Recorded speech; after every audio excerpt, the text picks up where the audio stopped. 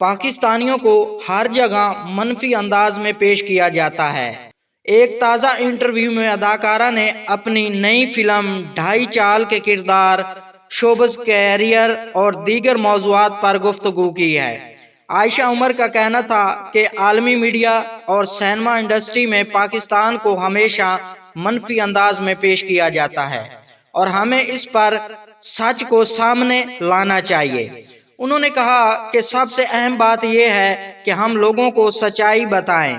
دنیا کو نہ صرف ہمارا بیانیہ غلط بتایا جاتا ہے بلکہ وہ مسلمانوں کو بھی غلط پیش کرتے ہیں۔ اداکارہ کا کہنا تھا ہمیں میڈیا اور سینما میں ایک متبادل بیانیہ پیش کرنا چاہیے اور پھر لوگوں پر یہ فیصلہ چھوڑ دینا چاہیے کہ وہ کس کے متعلق کیا فیصلہ کرتے ہیں۔ فلم ڈھائی چال میں ایک صحافی کا کردار ادا کرنے پر اداکارہ کا کہنا تھا کہ وہ ماضی میں خود بھی صحافت کا پیشہ کر چکی ہیں، اس لیے انہوں نے اس کردار کو بہت انجوائے کیا ہے۔